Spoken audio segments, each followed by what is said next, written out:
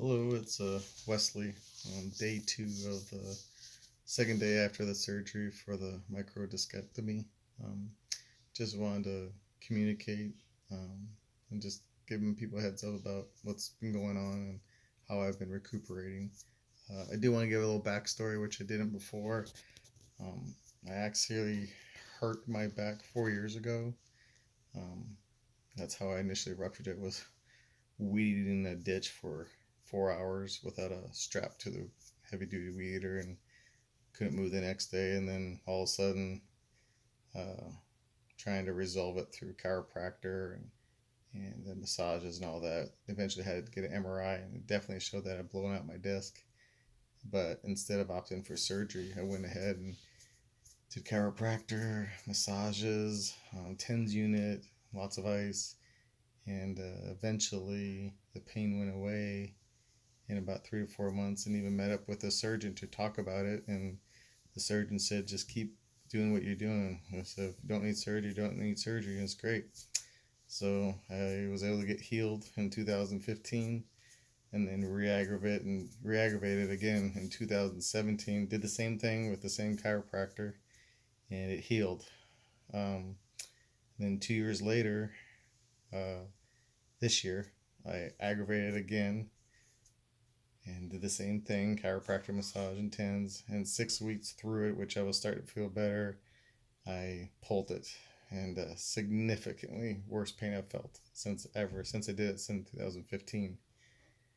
So eventually ended up having to have steroid shot, which brought the pain level from 10 down to about 5, and eventually had an epidural a few weeks after that, and that helped some too.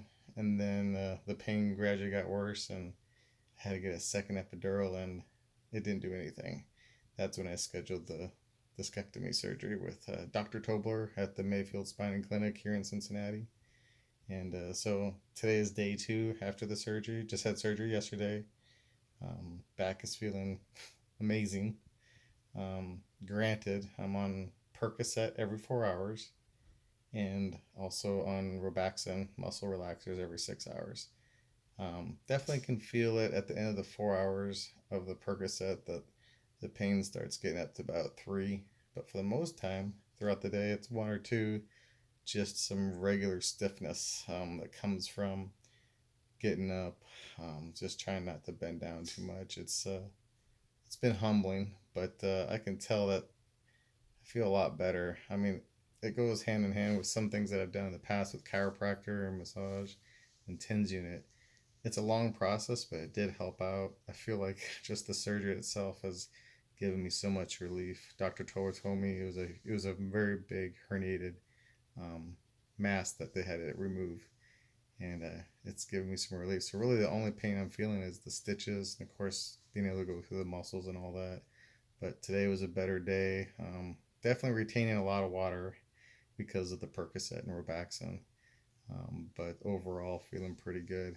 Um, Happy that I went ahead and did it. And of course, to see what happens in the next 4 to 6 weeks, hopefully get full healing by 6 weeks.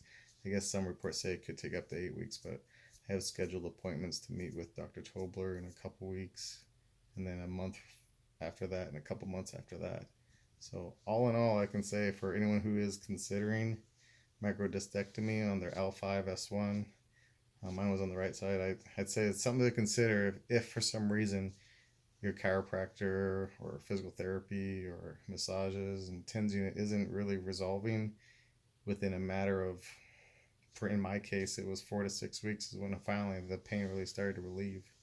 So it's interesting, but it's even having this surgery, I knew going into the surgery, my pain intolerance, my pain had gone down to like around a 1. And so having surgery on something that didn't hurt was a little bit, I started doubting myself. I should just continue with chiropractor and all that. But I think I had a pretty obvious history of re-aggravating this disc, and I'm hoping with the surgery and taking care of myself, getting back into yoga, the right kind of weight training, walking, running, but the yoga, and if I can get involved in a hot yoga, I know that helps out a lot. But stretch, stretch, stretch, you know, it's one of those things where you got to take care of your body. And for me, as a former personal trainer, I think I would know a lot better that an ideal warm up and an ideal cool down are probably the most important part of some sort of routine, whether it's weight training or yoga, which yoga is hard, but man, it helps.